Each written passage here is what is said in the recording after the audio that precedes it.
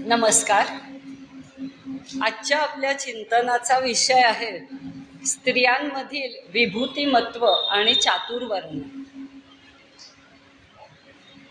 आपल्याला माहिती आहे की अर्जुन आणि भगवान श्रीकृष्ण हे एकमेकाचे आतेमामे भावंड होते. अत्यंत चांगले परस्परांचे मैत्रीपूर्ण संबंध होते, मित्र सखा होते एकमेकांचे.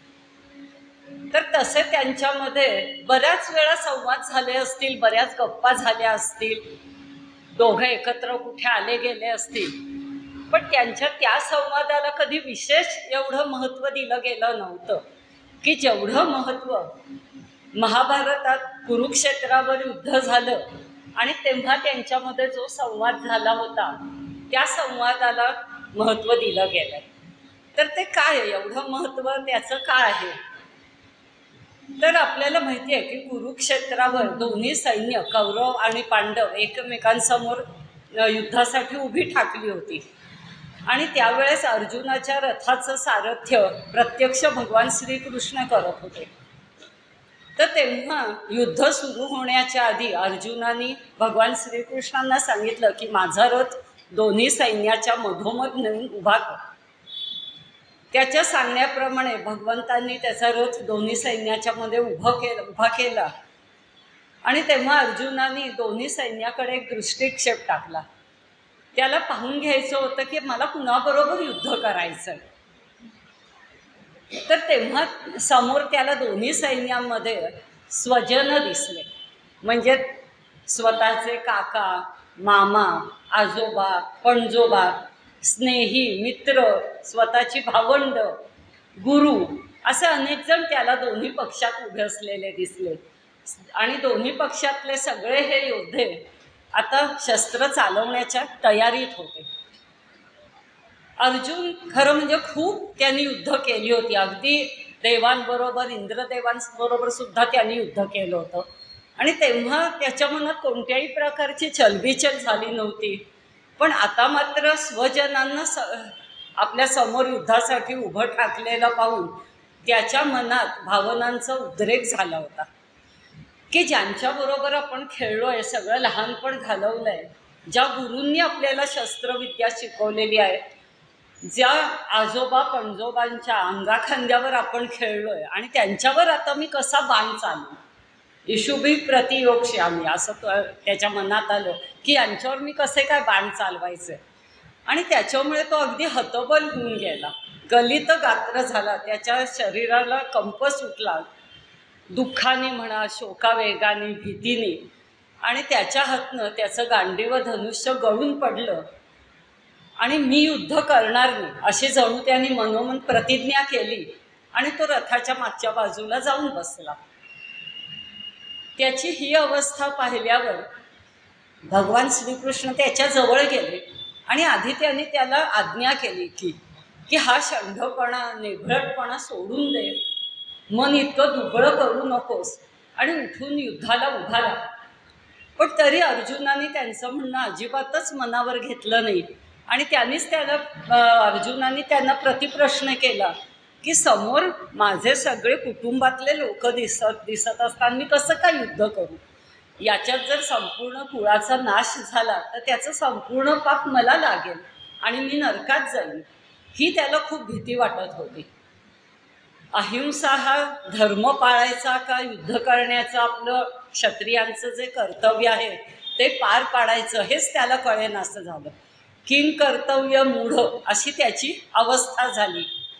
आणि मग श्रीकृष्ण आपला भाऊ आहे, सखा आहे, हे थोड्या वेळ विसरून त्यांना गुरुचं पद बहाल केलं आणि पूर्ण शरणागती पत्करली भगवंतांसमोर. आणि तो म्हणला, शाधी मान त्वाम प्रपन्न, की मी तुम्हाला पूर्णपणे शरण आलेलो आहे आणि आता माझं कल्याण कशात आहे, युद्ध न करण्यात आहे का युद्ध करण्यात आहे मला कळत नाही आहे, तर तुम्ही मला सांगा, मला उपदेश करा की ज्यामुळे माझं कल्याण होईल. तेव्हा भगवंतांनी त्याला उपदेश केला आणि तेव्हा त्या दोघांमध्ये जो संवाद झाला तो आपल्याला श्रीमद भगवद्गीतेत पाहायला मिळतो, ऐकायला मिळतो. तर तेव्हा असंच दोघांमध्ये संवाद चालू असताना भगवंत त्यांना म्हणाले की मी जो परमात्मा आहे तो सर्वव्यापी आहे. मी या सगळ्या ब्रह्मांडाला व्यापून टाकलेलं आहे. या संसारात एकही गोष्ट अशी नाही, एकही वस्तू अशी नाही की ज्याच्यात माझा अंश नाही आहे. तर मग अर्जुनाने लगेच त्याच्या मनात शंका आली आणि भगवंत म्हणले की तू जर माझं हे विभूती तत्व जाणून घेतलंस तर तुला मोक्ष मिळेल, तुझी या कर्मबंधनातनं मुक्तता होईल. अर्जुनाला तर स्वतःचं कल्याण करून घ्यायचंच होतं, मुमुक्षुच होता तो. त्यामुळे त्यांनी लगेच भगवंतांना विचारलं की तुम्ही म्हणता की मी सर्वव्यापी आहे, सगळ्या गोष्टींमध्ये आहे, पण नक्की मी तुमचं स्वरूप ओळखायचं कसं? कोणत्या गोष्टींमध्ये तुम्ही आहात किंवा कोणत्या माणसांमध्ये तुम्ही आहात हे मी ओळखू कसं?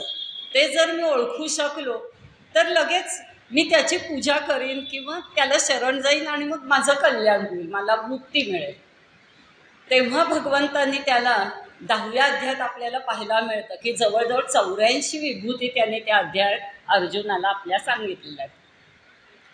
त्या विभूती सांगत असताना त्यांनी स्त्रीवाचक असे 7 सद्गुण सांगितले आणि ते 7 सद्गुण म्हणजे माझ्या विभूती आहेत असं त्यांनी अर्जुनाला सांगितलं. तर हे कोणते सद्गुण आहेत? स्त्रीवाचक गुण आहेत, ते स्त्रियांमधल्या विभूती आहेत. तर भगवंत म्हणतात 10व्या अध्यायात, कीर्ती श्रीर वाक्च नारीणाम स्मृतिर्मेधा धृती क्षमा. म्हणजे कीर्ती, श्री, वाक म्हणजे वाणी, स्मृती, मेधा, धृती आणि क्षमा हे 7 जे स्त्रीवाचक सद्गुण आहेत त्या माझ्या विभूती आहेत. म्हणजे काय? आपण आता एक एक विभूती जाणून घेऊया. तर विभूती म्हणजे नक्की काय? की संसारामध्ये, जगामध्ये ज्या ज्या ठिकाणी आपल्याला भगवंतांचं ऐश्वर्य, अलौकिक सामर्थ्य, दिव्यता, तेज, अलौकिक भव्यता, ऐश्वर्य जाणवतं, प्रकर्षाने जाणवतं, त्या त्या गोष्टीला त्या त्या ठिकाणी भगवंतांची विभूती आहे असं म्हणलं जातं. मग विभूतींचं महत्त्व काय? तर भगवत प्राप्तीचं हे एक माध्यम आहे. भगवंत किंवा परमात्मा ज्याला आपण म्हणतो निर्गुण आहे, निराकार आहे, मग त्याला आपण पाहायचं कसं? जसे अर्जुनाला शंका आली, अर्जुन म्हणजे सामान्य माणसाचं प्रतीक आहे. आपल्यासुद्धा मनात असं येतं की जी गोष्ट दिसतच नाही त्यावर आपण कसा विश्वास ठेवायचा? तर म्हणून भगवंतांनी विभूती आपल्या सांगितल्या आणि सांगितलं की हे हे गुण जिथे दिसतील तिथे माझी विभूती तू समज. तर पहिली विभूती आहे कीर्ती. कीर्ती म्हणजे काय? की एखाद्या व्यक्तीच्या अंगातील जे श्रेष्ठ गुण असतात, सद्गुण असतात, त्याच्यामुळे ती व्यक्ती लोकप्रिय होते, तिची ख्याती, तिला यश मिळते, प्रतिष्ठा मिळते आणि तिची ख्याती दूरवर पसरते. तर ही जी सर्वदूर पसरणारी ख्याती आहे चांगल्या दृष्टीने, सुकीर्ती म्हणजे, तर त्याला कीर्ती असं म्हणतात आणि भगवंत म्हणतात की ही माझी विभूती आहे. तर आपल्याला आता माहिती आहे, अनेक अशा व्यक्ती आपल्याला माहिती आहेत की ज्यांची कीर्ती सर्वदूर पसरलेली आहे. त्याचं उत्तम उदाहरण म्हणजे डॉक्टर राणी बंग नाव तुम्ही ऐकलं असेल. डॉक्टर अभय बंग यांची पत्नी आहे आणि या दोन्ही म्हणजे हे जे डॉक्टर दाम्पत्य आहे या दोघांनी गडचिरोलीसारख्या की जिथे नक्षलवाद्यांचा खूप प्रभाव आहे तिथे जाऊन आदिवासी स्त्रियांच्या आरोग्य वर्धनासाठी भरपूर काम केलेलं आहे. आणि डॉक्टर राणी बंग यांनी महिलांचं आरोग्य सुधारण्यासाठी तर प्रयत्न केलाच आहे, शिवाय त्या महिलांचं शिक्षण कसं पुढे जाईल याच्याबाबत सुद्धा त्यांना मार्गदर्शन केलं आहे आणि त्यासाठी सुद्धा त्यांनी भरपूर प्रयत्न केलेले आहेत. किंवा आपल्याला बाबा आमटेंच्या पत्नीविषयी सुद्धा माहिती आहे. त्यांची पत्नी असो, सुना असो, हे सगळे महिलांसाठी किंवा कुष्ठरोग्यांसाठी विशेष करून प्रयत्न करतायत. त्यामुळे त्यांची कीर्ती फक्त महाराष्ट्रात नाही, आपल्या भारतात आणि सगळ्या देशात पसरलेली आहे. तर अशी जी सद्गुणांमुळे मिळणारी ख्याती किंवा यश किंवा प्रतिष्ठा असते त्याला कीर्ती असं म्हणतात आणि ती भगवंतांनी आपली विभूती सांगितलेली आहे. त्याच्यानंतरची विभूती आहे श्री. श्री म्हणजे ऐश्वर्य, वैभव. हे जे ऐश्वर्य आहे ते 2 प्रकारचं असतं, स्थावर आणि जंगम. स्थावर ऐश्वर्य म्हणजे शेती, जमीन, घरदार, धन, वैभव, संपत्ती, हे जे सगळं त्याला स्थावर ऐश्वर्य म्हणतात. आणि पशुधन म्हणजे गाय, म्हैस, बैल, घोडा, हे सगळं पशुधन असणं याला जंगम ऐश्वर्य असं म्हणतात. या दोन्ही प्रकारच्या ऐश्वर्याला श्री असं नाव दिलेलं आहे. मग हे जे वैभव आहे ते कसं असावं? वैभव अनेकांकडे असतं, खूप जण श्रीमंत असतात, पण हे वैभव जे आहे, धन आहे, ते नीतीने आणि न्यायाने कमवलेलं असावं. आणि या वैभवाचा उपयोगसुद्धा समाजासाठी, समाजातल्या दुर्बल घटकांचं कल्याण व्हावं, हित व्हावं, यासाठी त्याचा विनियोग करायचा असतो. तर असं जे वैभव आहे, ऐश्वर्य आहे, म्हणजे ज्याला आपण श्री म्हटलंय, ती भगवंतांनी आपली विभूती सांगितलेली आहे. त्याच्यानंतर येतं वाक किंवा वाणी. वाणी म्हणजे भावनांची अभिव्यक्ती. त्याची जर व्याख्या करायची झाली तर भावनांची अभिव्यक्ती म्हणजे वाणी. मग ही जी वाणी आहे ती कशी असावी? तर आपल्याला एक प्रसिद्ध सुभाषित माहितीच आहे, प्रिय वाक्य प्रदानेन सर्वे तुष्यन्ति मानवाः तस्मादेवांच वक्तव्यम वचने किं दरिद्रता. म्हणजे काय, नेहमी मधुर बोलावं, गोड बोलावं. सगळ्या लोकांना गोड बोलणारी माणसं खूप प्रिय असतात.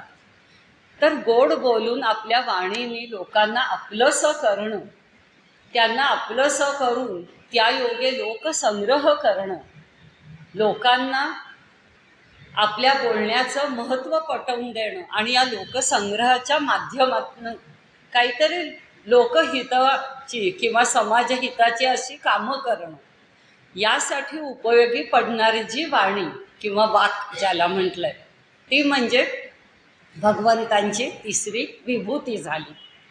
आता या वाक किंवा वाणीचं महत्त्व गीतेमध्ये सुद्धा आहे की हे वाक म्हणजे एक प्रकारचं वाचिक तप आहे. 3 प्रकारची तप आहेत, शारीरिक तप, वाचिक तप आणि मानसिक तप. त्याच्यापैकी वाचिक तप खूप महत्त्वाचं आहे, म्हणजे सत्य बोलणं सुद्धा याच्यामध्ये येतं. पण हे सत्य कसं बोलायचं? तर आपल्याला जे समजलंय, आपण ऐकलंय, अनुभवलंय, ते जसंच्या तसं दुसऱ्याला त्याचं मन न दुखवता, त्याला वाईट न वाटेल अशा रीतीने आणि त्याला आनंदही वाटेल, ऐकावंसं वाटेल अशा रीतीने त्याला ते सत्य सांगणं, त्याचं हित होईल त्याकरता हे सत्य सांगणं, याला वाचिक तप म्हटलंय. तर या वाकमध्ये या सगळ्या गोष्टी अंतर्भूत झालेल्या आहेत. आणि अशी जी वाणी आहे किंवा वाक आहे, तिला भगवंतांनी आपली विभूती मानलेलं आहे. आपल्याला याचं उत्तम उदाहरण म्हणजे वाणीच्या द्वारे खूप यश प्राप्त केलेला म्हणजे धनश्री लेले आपल्याला माहिती आहे की ज्या निवेदिका म्हणून बरंच कार्य करतात. सरस्वती जशी काही म्हणजे त्यांच्या जिभेवर आहे. तर हे वाणीच्या द्वारे सुद्धा असं प्रसिद्धी सुद्धा मिळते, यश सुद्धा मिळू शकतं, लोकहिताची कामं सुद्धा करता येतात. त्याच्यानंतर भगवंतांनी सांगितलेले आणखीन एक स्त्रीवाचक गुण म्हणजे स्मृती. स्मृती म्हणजे ऐकलेल्या, वाचलेल्या गोष्टींची योग्य वेळी आठवण येणं. ज्या गोष्टीचं विस्मरण झालं त्या गोष्टीचं परत स्मरण होणं, याला स्मृती असं नाव आहे.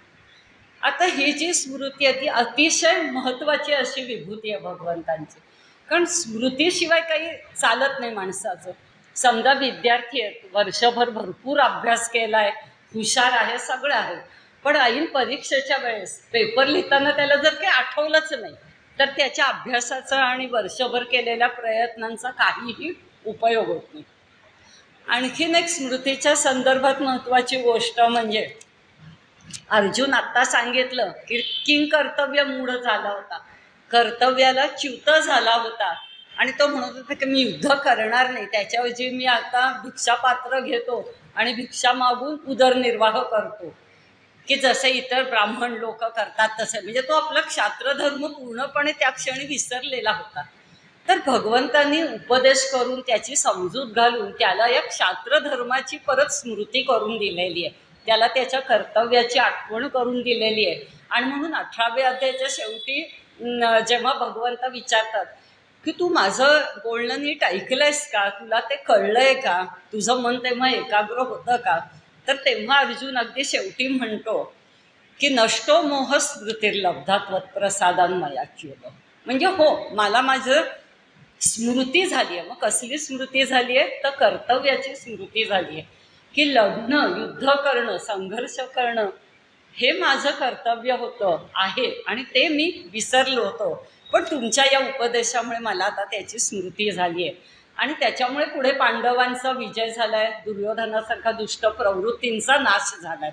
म्हणजे ही स्मृती होणं माणसाला किती महत्त्वाचं आहे. म्हणून ही भगवंतांनी आपली विभूती किंवा आपलं स्वरूप आहे असं म्हटलेलं आहे. त्याच्यानंतरची 5वी विभूती आहे मेधा.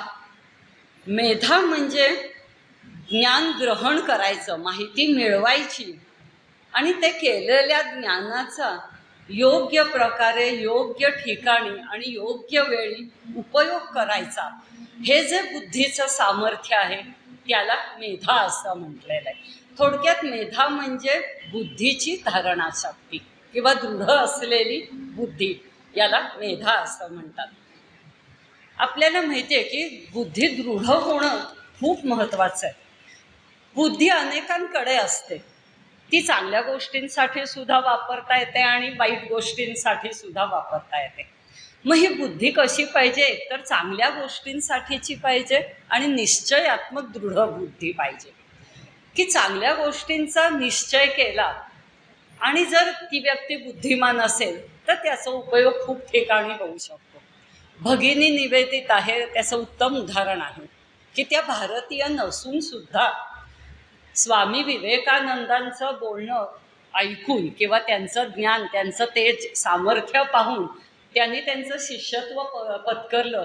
त्यांच्या त्या सहकारी झाल्या आणि भारतात येऊन त्यांनी पुष्कळ भरीव कार्य केलं. तेव्हा त्यांनाही विरोध झालाच असेल किंवा कधीतरी त्यांना वाटलंही असेल मनातनं की मी माझा देश सोडून नक्की जाऊ का भारतात. पण तेव्हा त्यांचा हा दृढ निश्चय किंवा दृढ बुद्धी त्यांच्या कामी आली आणि त्याच्यामुळे आपलं सगळ्याचं सुद्धा भरपूर हित झालं, कल्याण झालेलं आहे. तर अशी जी निश्चयी आणि दृढ बुद्धी आहे तिला मेधा असं म्हणतात. भगवंतांची विभूती आहे.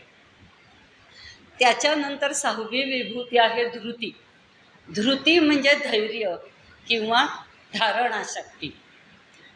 ही जी धारणाशक्ती आहे त्याचेही 3 प्रकार सांगिततात की सात्विक धृती, राजस धृती आणि तामस धृती. त्यापैकी राजस आणि तामसिक धृती आपण आत्ता विचार करणार नाही आहोत, कारण भगवंतांची जी विभूती आहे ती सात्विक धृती आहे. ही धृती कशी पाहिजे किंवा ही धारणाशक्ती कशी असावी, तर भगवंतांनी 18व्या अध्यायात म्हटलंय धृत्या यया धारयते मनःप्राणेंद्रिय क्रिया योगेना व्यभिचारिण्या धृतीस्सा पार्थ सात्विकी. म्हणजे काय की ही धारणाशक्ती आहे ती कशी पाहिजे की मन, आपलं प्राण आणि इंद्रिय यांच्या ज्या सगळ्या क्रिया आहेत त्या या धारणाशक्तीवर अवलंबून असतात. तर ही धारणा मनाची अशी झाली पाहिजे की परमात्म प्राप्ती हे माझं ध्येय आहे आणि त्या ध्येयापासून मी कधीही ढळणार नाही, विचलित होणार नाही. परमेश्वरावर किंवा या परमात्म्यावर माझी भक्ती आहे ती कशी आहे, अव्यभिचारी भक्ती असली पाहिजे. अव्यभिचारी भक्ती असणं म्हणजे काय की माझं मन कुठेही दुसरीकडे भरकटत नाही. एकच एक तर परमात्मा मला सतत डोळ्यासमोर दिसतो. परमात्मा माझे आहेत आणि मी त्या परमात्म्याचा आहे एवढंच मला माहिती आहे. इतकी दृढ जेव्हा श्रद्धा किंवा विश्वास असतो तेव्हा ही मनाची धारणा तीव्र होते आणि दृढ होते.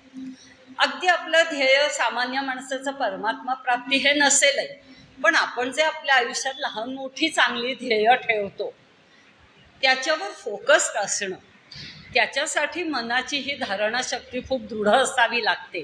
आणि अशी जी धारणाशक्ती आहे तिला भगवंतांनी आपली विभूती किंवा आपलं स्वरूप आहे असं म्हटलंय. आपण पाहिलं की समाजसुधारक किंवा सावित्रीबाई फुले हे याचं एक आणखीन उत्तम उदाहरण आहे.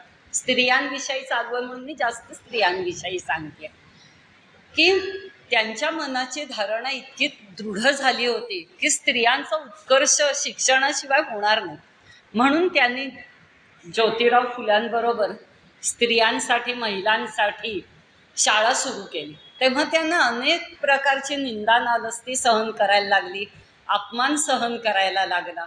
अगदी त्या रस्त्यावरनं जायला लागलं की त्यांच्या अंगावर शेण वगैरे फेकण्या इतपत लोकांनी त्यांना त्रास दिला, पण त्यांच्या मनाचा निश्चय ढळला नाही आणि त्यांनी हे स्त्रियांच्या शिक्षणाचं कार्य सुरू ठेवलं. आणि त्याच्यामुळे आज आपण बघतोय की समाज किती पुढे गेलाय, समाजातल्या स्त्रिया किती प्रत्येक क्षेत्रात पुढे गेलेल्या आहेत.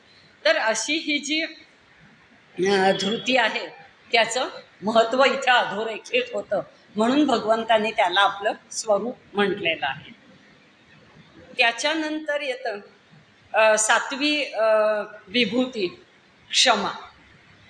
क्षमा म्हणजे काय नक्की की माफ करणं. थोडक्यात आपण म्हणतो माफी म्हणजे क्षमा, पण नुसतं असं नाही आहे की क्षमा याची जर व्याख्या करायची झाली तर एखाद्याने विनाकारण आपल्याला त्रास दिला, आपला अपमान केला, तर त्याला म्हणजे शिक्षा किंवा शासन करण्याचं सामर्थ्य आपल्या अंगी आहे, तेवढं बळ आपल्या अंगी आहे, तो अधिकार आपल्याला आहे, तसं पद आपल्याकडे आहे. आणि असं असून सुद्धा त्याला माफ करणं, त्याला कोणत्याही प्रकारची शिक्षा न करणं, याला क्षमा म्हणतात. आणि क्षमासुद्धा नुसती वरवरची नको. काही वेळा आपण काय करतो की ठीक आहे, मी तुला माफ केलं, मी तुला काही करणार नाही. तो देव बघून गेल, ईश्वर बघून गेल, देव तुला बरोबर शिक्षा करेल, म्हणजे मनात आपण त्याला माफ केलेलं नसतं. तर तसंही नको. तर मनात सुद्धा असा विचार येता कामा नये की देव तुला शिक्षा करेल. नाही, त्याने त्याच्या हातनं अपराध घडलाय, पण आपण ते सोडून देऊ असं मनापासनं त्या विचारातनंच परावृत्त व्हायचं. त्या विचार परत मनातच आणायचा नाही. असं जेव्हा मनाची स्थिती होते ती खरी क्षमा करणं असं त्याला म्हणतात. आपल्याला माहिती आहे की ज्ञानेश्वर त्यांच्या भावंडांना सगळ्यांना त्या काळच्या समाजातल्या लोकांनी भरपूर त्रास दिला होता, सतत त्यांचा अपमान केला होता. त्यानं कोणी भिक्षासुद्धा घालायचं नाही मागायला गेलं तर. आणि मग तेव्हा हा अपमान असह्य होऊन एकदा ते घरी आले आणि दार बंद करून बसले. अतिशय त्यांना दुःख झालं त्या अपमानाचं, मनातनं रागही आला होता. तर तेव्हा मुक्ताबाईंनी, म्हणजे जी त्यांची सगळ्यात धाकटी बहीण होती, तिने त्यांची समजूत घातलेली आहे. आणि तेव्हा ती ज्ञानेश्वरांना म्हणते की तुम्ही तरुणी विश्वतारा, ताटी उघडा ज्ञानेश्वरा. आणि तिच्या या उपदेशात्मक समजावणीमुळे ज्ञानेश्वर दार उघडून बाहेर येतात आणि त्यांची ती क्षमावृत्ती नंतर कायमच आपल्याला पाहायला मिळालेली आहे की ज्या समाजातल्या लोकांनी त्यांना एवढा त्रास दिला होता त्याच समाजातल्या लोकांचा उद्धार व्हावा, त्यांना संस्कृतमध्ये असलेली हे जे सगळं गीतारूपी ज्ञानामृत आहे ते कळावं, समजावं, त्यासाठी त्यांनी ज्ञानेश्वरी हा अतिशय अनमोल असा ग्रंथ लिहिलेला आहे. त्यामुळे क्षमाशीलतेचं उदाहरण म्हणजे ज्ञानेश्वर. पसायदानात ज्ञानेश्वरी लिहून झाल्यावर त्यांनी पसायदान मागितलेलं आहे परमेश्वराकडे. त्याच्यात सुद्धा ते असं म्हणत नाहीत की दुष्टांचा नाश हो, असं ते कधीच म्हणलेले नाही. ते काय म्हणतात, खळांची व्यंकटी सांगते. म्हणजे दुष्टांमधली जी दुष्ट प्रवृत्ती आहे, दुष्ट बुद्धी आहे, तिचा नाश होते. त्या दुष्ट लोकांचा नाश व्हावा असं त्यांनी कधीच प्रार्थना केलेली नाहीये. म्हणजे किती क्षमाशील त्यांची वृत्ती होती. तर अशी जी क्षमा आहे ती भगवंत म्हणतात माझी विभूती आहे, माझं स्वरूप आहे. तर थोडक्यात क्षमा म्हणजे काय की कोणत्याही परिस्थितीत मन निर्विकार आणि समतोल ठेवण्याची मनाची जी शक्ती आहे त्याला आपण क्षमा असं म्हणू शकतो.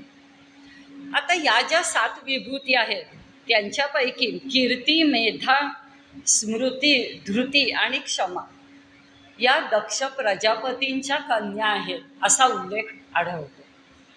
श्री जी आहे ती महर्षी भृगूंची कन्या आहे आणि वाक किंवा वाणी ही ब्रह्मदेवांची कन्या आहे असं मानलं जातं.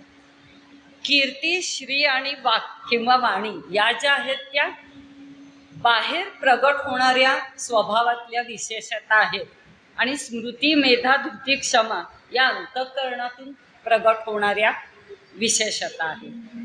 हे जे 7 सद्गुण आहेत ते त्या गुणांना दैवी संपत्ती म्हटलं गेलेलं आहे. हे 7 गुण म्हणजे स्त्रीची खरी शक्ती आहे. हे सद्गुण ज्या स्त्रीमध्ये असतात ती स्त्री समाजामध्ये वंदनीय आणि पूजनीय ठरते. अशी स्त्री संपूर्ण आपल्या कुटुंबाचा उत्कर्ष आणि पर्यायाने समाजाचा आणि देशाचाही उत्कर्षाचं कारण ठरते. तर हे झालं स्त्रियांमधल्या विभूतींविषयी. आता आपल्या विषयाचा दुसरा जो टप्पा आहे त्याच्याकडे आपण वळू. स्त्रियांमधलं चातुर्वर्ण्य म्हणजे काय?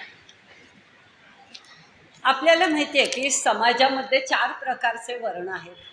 ब्राह्मण, क्षत्रिय, वैश्य आणि शूद्र असे 4 वर्ण आहेत. हे वर्ण कोणी निर्माण केले? खूप पूर्वीपासून हे वर्ण चालत आलेले आहेत.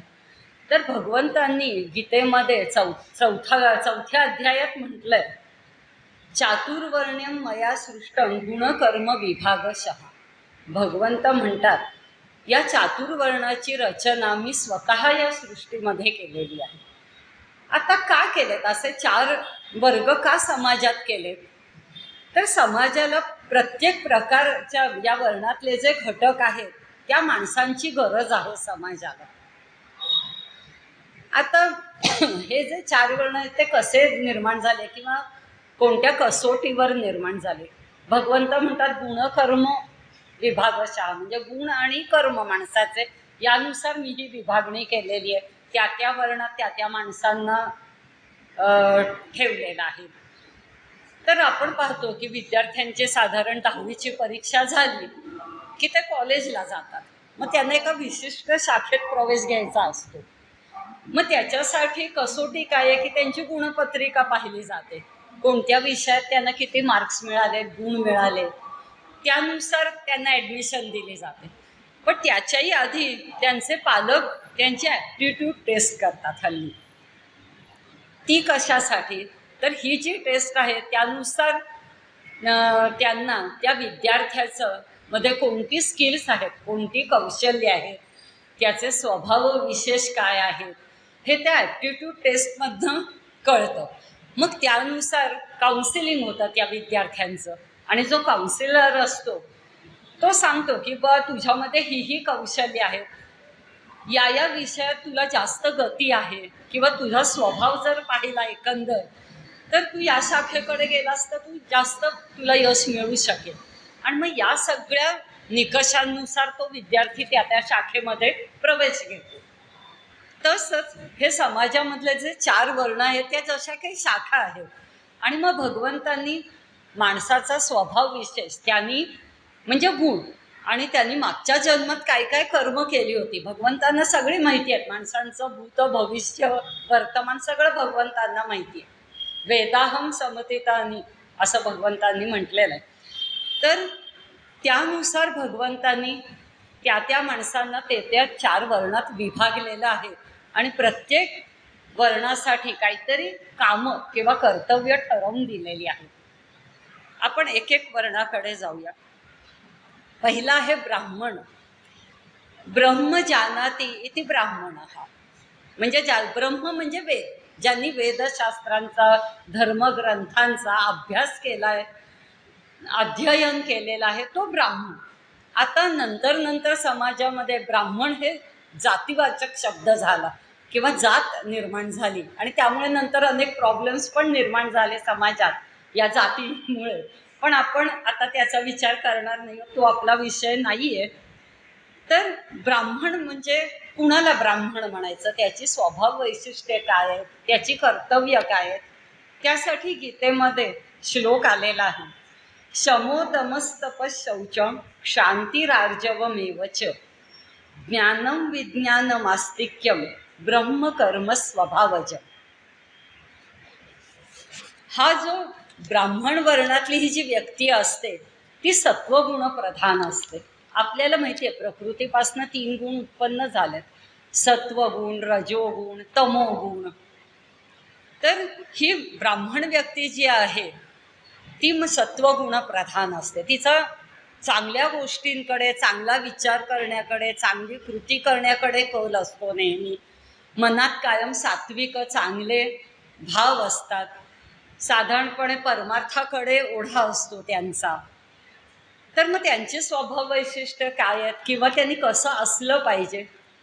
शमोदम म्हणजे काय? शम म्हणजे मनोनिग्रह, मनावर त्यांचा पूर्ण संयम असला पाहिजे. दम म्हणजे इंद्रियांवर त्यांचं नियंत्रण असलं पाहिजे, इंद्रियांवर ताबा असला पाहिजे, संयम असला पाहिजे.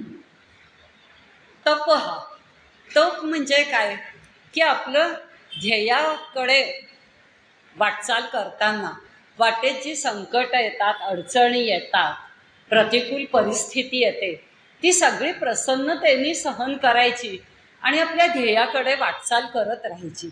सोडून द्यायचं नाही आपलं ध्येय, त्याच्यावर फोकस ठेवायचा. याला तप असं म्हणतात. साधारणपणे आपण म्हणतो की 12 वर्ष म्हणजे तप, 12 वर्षांचं तपाचा काळ मानला गेला. तर असं का बरं? तर तपाच्याही आधीचा काळ आहे व्रत. व्रत म्हणजे साधारण चातुर्मासातलं व्रत असतं किंवा कुणी काही आठवड्यांसाठी एखादं व्रत करतं. आपण पाहतो देवासाठी व्रत करतात, उपास तापास करतात. तर म्हणजे काय की एखाद्या गोष्टीची आपल्याला सवय व्हावी म्हणून हे व्रत असतं की चातुर्मासाचं व्रत करायचं म्हणजे तीच एक गोष्ट 4 महिने रोज करत राहायची. म्हणजे मग त्याची आपल्याला हळूहळू सवय लागते, म्हणून हे व्रत केलं जातं. आणि तप म्हणजे 12 वर्षांसाठीचं सांगितलेलं आहे. 12 वर्ष तुम्ही जेव्हा तीच गोष्ट रेग्युलरली करत राहता, रोज सतत करत राहता, तेव्हा ती सवय न राहता तो त्या व्यक्तीचा स्वभाव बनतो आणि नंतर ती गोष्ट करणं हे सहज होतं त्याच्याकडनं. त्याच्यासाठी त्याला मुद्दामून लक्षात ठेवायला लागत नाही, प्रयत्न करायला लागत नाही. तर व्रत आणि तपामध्ये हा थोडासा फरक आहे. तर म्हणून इथे ब्राह्मणांना तप सांगितलेलं आहे, नुसतं व्रत नाही. की जी गोष्ट तुम्ही वेदांचं म्हणा, धार्मिक ग्रंथांचं अध्ययन जे करताय ते किमान 12 वर्ष तरी करा. तो काळ त्यांनी तेवढा दिलेला आहे की त्यामुळे संपूर्णपणे ज्ञान ते ग्रहण करू शकतात तेवढ्या काळामध्ये. आणि नंतर त्यांना कर्तव्य काय सांगितलं की या ज्ञानाचा उपयोग समाजासाठी करायचा. समाजातल्या सगळ्या व्यक्ती किंवा माणसं एवढं धर्मग्रंथांचं वाचन मनन चिंतन करू शकत नाहीत. त्यांना तेवढा वेळ नसतो किंवा तेवढी त्यांची ॲबिलिटी नसते. मग ब्राह्मणांचं काम आहे की त्यांना वेदांमध्ये जी कर्म सांगितली आहेत करायला, यज्ञ सांगितलेत करायला, ते कसे करायचे, का करायचे, त्याचे विधी कोणते, त्याच्यासाठी आवश्यक गोष्टी कोणकोणत्या आहेत, साधन सामुग्री काय लागते आणि हा यज्ञ कसा करायचा, या सगळ्या गोष्टींचं ज्ञान किंवा माहिती ब्राह्मणांनी समाजातल्या इतर घटकांना द्यायची आणि त्यानुसार त्यांच्या कल्याणासाठी हे होम हवन म्हणा, यज्ञ विधी जे काय आहेत ते करायचे, असं ब्राह्मणांना कर्तव्य सांगितलेलं आहे. पुढचं स्वभाव वैशिष्ट्य त्यांचं शौचम म्हटलं. शौच म्हणजे शुद्धता, अंतर्बाह्य शुद्धीकरण झालं पाहिजे. आपण पाहतो की शारीरिक शुद्धता, स्वच्छता आपण रोजच पाळतो. रोज आपण आंघोळ करतो, शरीर स्वच्छ करतो, त्याला छान सुगंध येण्यासाठी परफ्यूम अत्तर वापरतो, चांगली शरीराची काळजी घेतो आपण. पण नुसतं ही शारीरिक किंवा बाह्य स्वच्छता उपयोगाची नाही आहे. तसं अंतःकरण सुद्धा आपलं शुद्ध असलं पाहिजे. मग अंतःकरणाचं शुद्धीकरण कसं करायचं? तर मनात जेवढे चांगले विचार येतील, मनात जसं विचार तसा आचार असं आहेच.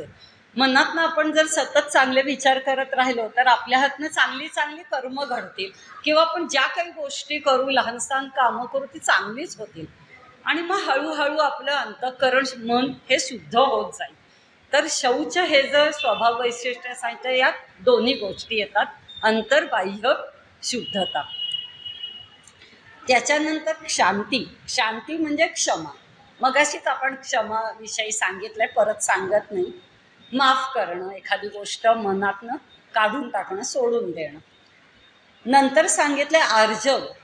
आर्जव म्हणजे मनाची सरलता, मन निष्कपट असणं, अविकारी असणं. विकार म्हणजे वाईट विचार मनात येणं. तर आर्जव, आता अर्जुन या शब्दाचाच अर्थ सरळ मनाचा असा आहे. तर अर्जुनाचा जसा निष्कपट स्वभाव होता, सरळ होतं, त्याचं मन अतिशय चांगलं होतं, म्हणून तर समोर आपल्या स्वजनांना पाहिल्यावर त्याला त्यांच्यावर बाण चालवण्याची इच्छाच झाली नाही, युद्ध करण्याची इच्छाच संपून गेली, इतकं तो चांगल्या मनाचा होता. तर मनाची सरलता म्हणजे आर्जव. आणि त्याच्यानंतर येतं ज्ञान विज्ञान. तर ज्ञान म्हणजे काय, कसलं ज्ञान? तर हा जो संसार आहे तो भगवंतांपासनं, त्या परमात्म्यापासनंच उत्पन्न झालेला आहे आणि त्यांच्यातच स्थित आहे आणि शेवटी त्यांच्यातच तो विलीन होणार आहे. या गोष्टीचं ज्ञान होणं म्हणजे त्याला ज्ञान म्हटलंय.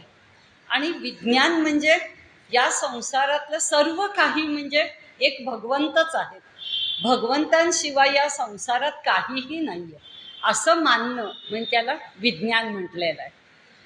मग थोडक्यात ज्ञान आणि विज्ञान ब्राह्मणाजवळ असलं पाहिजे.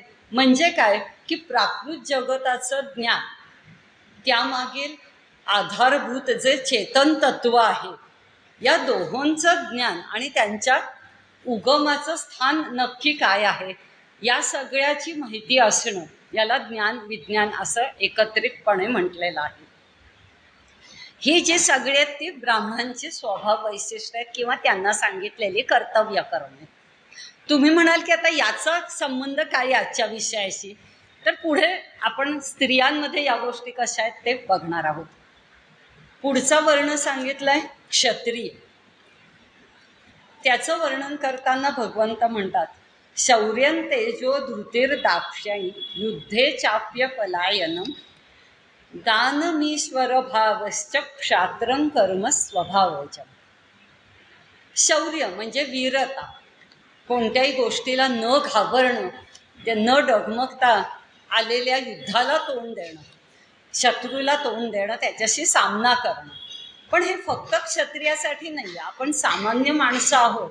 आपल्या आयुष्यामध्ये अनेक संघर्षाचे प्रसंग येतात. मग तो संघर्ष कधी कधी शारीरिक असतो, कधी वाचिक असतो, कधी मानसिक संघर्ष असतो. मानसिक संघर्षाला तर नेहमीच आपल्याला सामोरं जायला लागतं.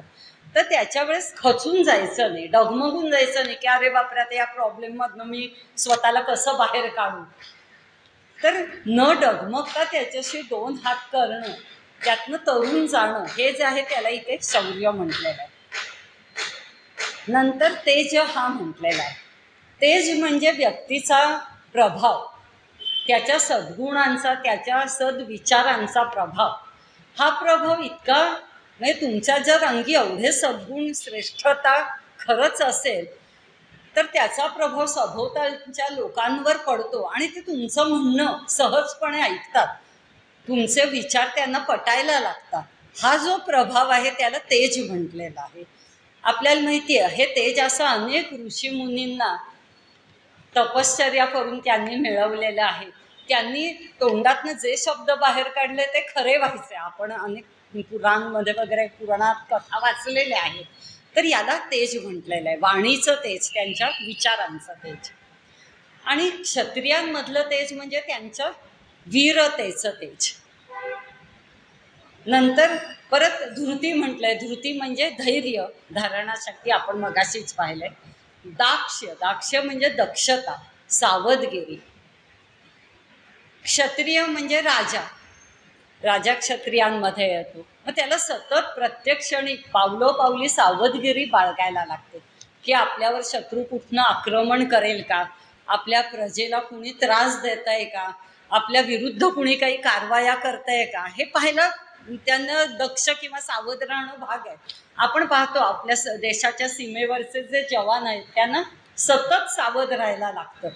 त्यांना रात्रीचं झोपून चालत नाही. आपण सगळे आरामात घरी झोपतो का, तर ते तिकडे सीमेवर जागे असतात, पहारा देत असतात.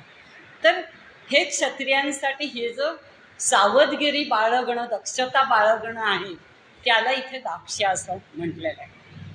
युद्धे अपलायन, हा तर फार महत्त्वाचा गुण आहे क्षत्रियांसाठी, की शत्रूला पाठ दाखवायची नाही, रणांगणावरून पळून जायचं नाही.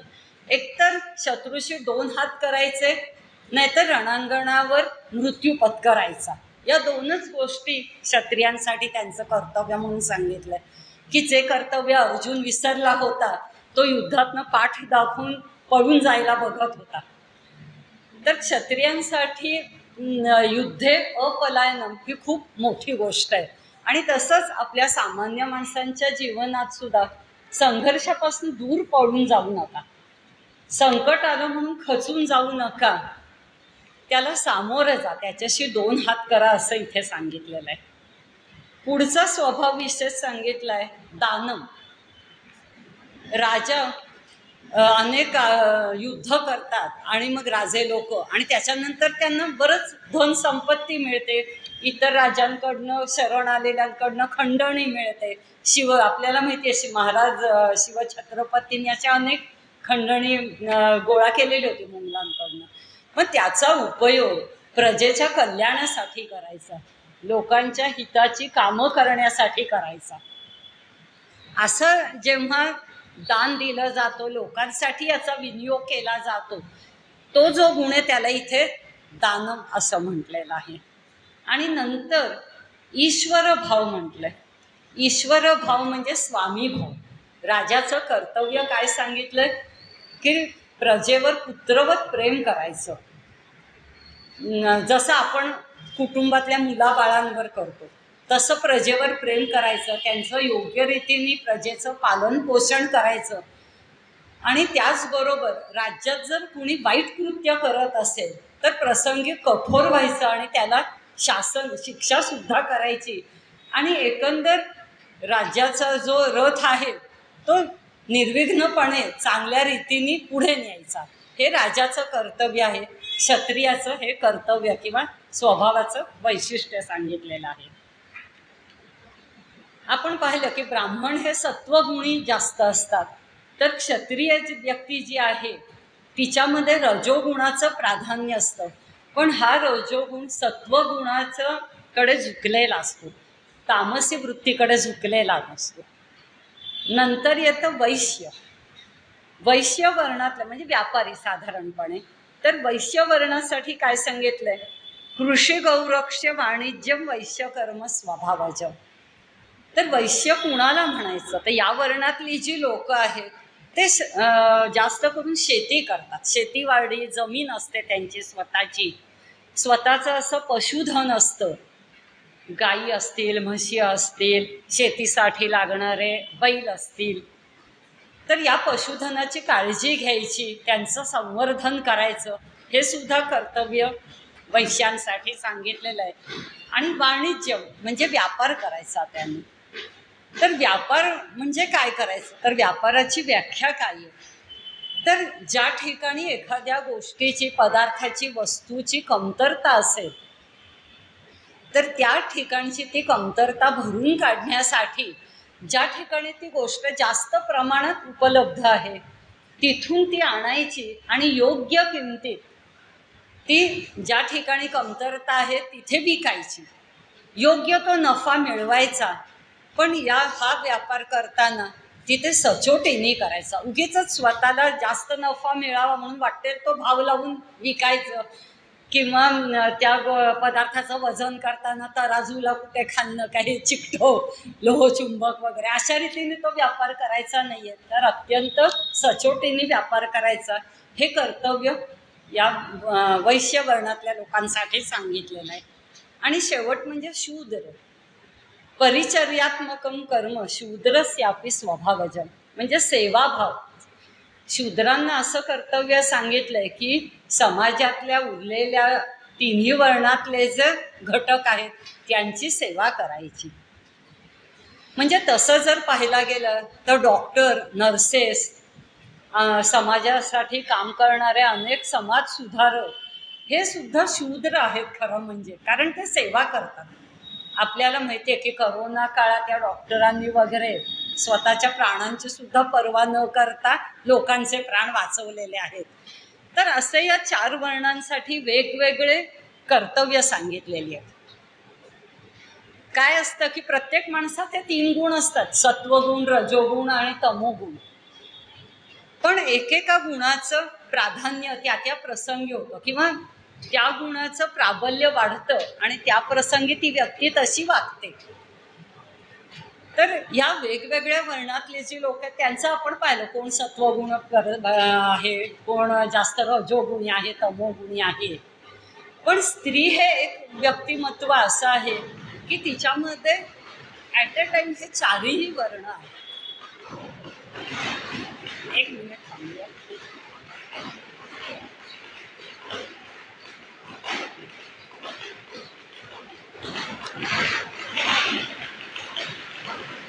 तर हे 4ही वर्ण स्त्रीमध्ये कसे असतात ते आपल्याला आता पाहिजे की स्त्रियांमध्ये चातुर्वर्ण हा आपला विषय आहे. तर प्रत्येक स्त्री ही ब्राह्मण आहे. ब्राह्मण आहे म्हणजे काय, आपण पाहतो की हल्ली सगळ्या स्त्रिया शिकतात, त्या स्वतः शिकतात, आपल्या मुलाबाळांना शिकवतात. म्हणजे अध्ययन आणि अध्यापन ही जी ब्राह्मणाला कर्तव्य सांगितली आहेत ती त्या सहजपणे करतात. स्त्री ही जात्यात संयमी असते, मनावर इंद्रियांवर तिचा पूर्णपणे ताबा असतो.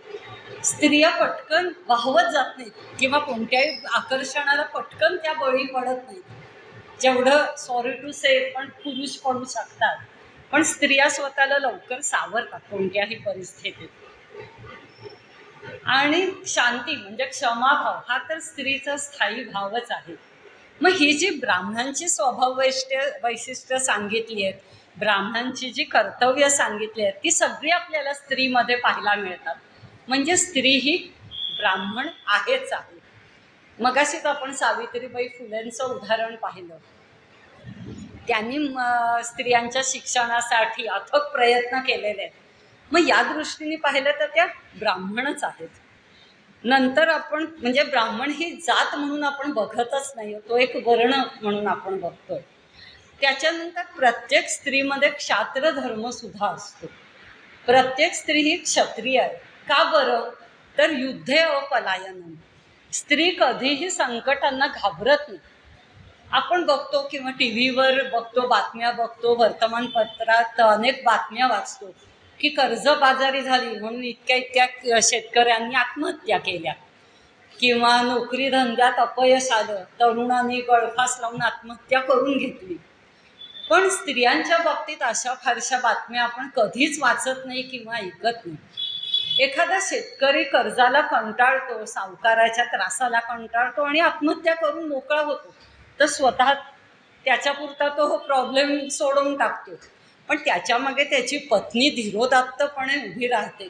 ती लगेच नवरा गेला म्हणून आत्महत्या करत नाही, त्याच्या मागे जाऊन ती स्वतः कष्ट करते, काही ना काहीतरी कामधंदा करेल, मुलाबाळांना शिकवेल आणि कुटुंबातल्या ज्येष्ठ ज्या व्यक्ती असतील, म्हाताऱ्या व्यक्ती असतील त्यांची काळजी घेईल.